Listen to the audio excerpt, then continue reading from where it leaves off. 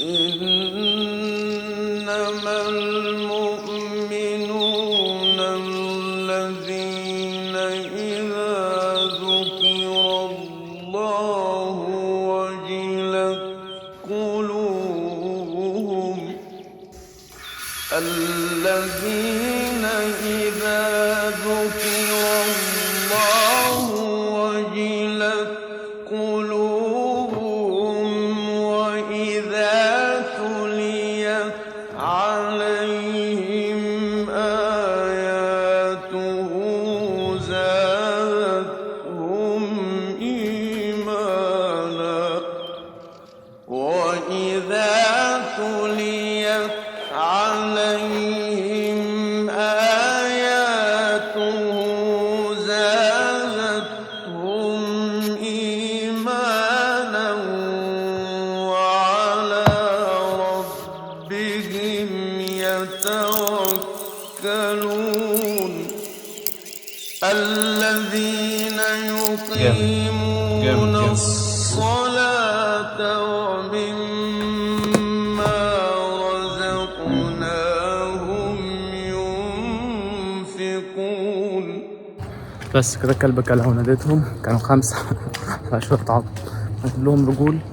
فضل الكلب العظم هو يبقى يجي عليه بقى، فاهم؟ عدي الطريق اهو. كده كده المدرسه انا ما بحبش اروحها، لازم كل يوم اروحها طبعا، غياب ومش غياب. فهصور لكم فيديوهات في المدرسه. انا برده ما كنتش لاقي وقت اقعد اصور ومش اصور وكده. هصور لكم فيديوهات وانا رايح المدرسه على طول وانا راجع من المدرسه. النهارده عايز اكلمكم عن الفشل واهميته في ان انت تشوف نفسك ازاي، فاهم؟ ان انت تقيم نفسك إزاي مهما كان سنك، فاهم؟ ازاي من غير الفشل انت مش هتشوف نفسك حلوه اصلا. يعني لو واحد على طول بينجح هيبقى النجاح صعب عليه خالص لو عايز يحقق هدف تاني، فاهم؟ عايزين نغير بس مفهوم الفشل في الاول. ايه هو الفشل؟ الفشل مش ان انا مفيش فايده، او الفشل مش معناه ان انا ما عنديش موهوبه، والفشل معناه ان انا مش شاطر.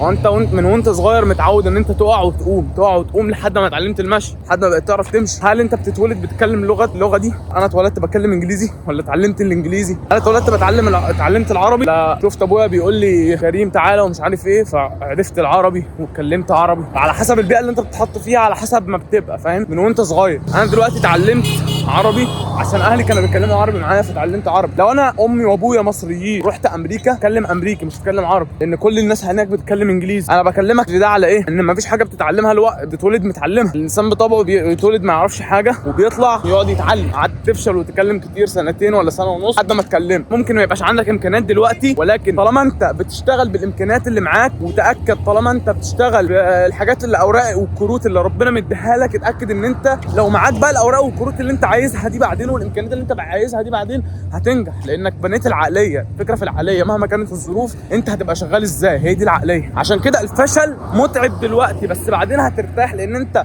هتحس بطعم النجاح بعدين، او هتحس بطعم السعاده بعدين. يعني انا دلوقتي وانا بتعلم انجليزي ما كنتش عارف اللي هو طب انا ايه يا جدعان، انا مش عارف اعمل حاجه، كنت تايه ومش قادر، وكنت عمال انطق وانا اصلا بكلم نفسي في قدام المرايه. طب ايه، اكلم نفسي بصوت واطي، ولو كلمت نفسي بصوت عالي ممكن اتكسف. طب انا خلاص هواجه ان انا بتكسف، ولو كلمت نفسي الناس ممكن تتضايق اللي حواليا. فكنت ممكن اخرج شويه اقعد اكلم نفسي بالانجليزي، استاذن الناس، اقعد اتذلل لهم، الناس الاجانب اقعد اتذلل لهم في اوميجل والكلام ده، يكلموني انجليزي شويه لو سمحتوا. اقعد اروح هنا على ابلكيشنز، اتفرج على فيديوهات بالساعه عشان اسمعها، اروح اسمع دونالد ترامب وهو بيتكلم في المؤتمر، اروح اسمع بودكاست، اروح شفت اقسم بالله العظيم في واحده منزله يبقى 79 فيديو تقريبا على القناه بتاعتها انجليزي، رحت شفتهم كل فيديو منهم. طول ما انت بتشتغل بالامكانيات اللي معاك فانت كده ناجح، انت كده الحمد لله. ما تقولش ليه يا رب، قول الحمد لله يا رب، انا عارف ان انت وعدتني بكده خلاص، وعدتني ان انا هتعب، فانا جاهز للتعب مهما الظروف اللي انا فيها، وهتحاول راضي بالظروف اللي انا فيها واللي انت حطيتني فيها، عشان ربنا بيصنعك. ربنا ممكن يحطك في ظروف سهله، كان ممكن يحطك في ظروف بس انت ما تعرفش هي دي الظروف اللي ربنا حطك فيها،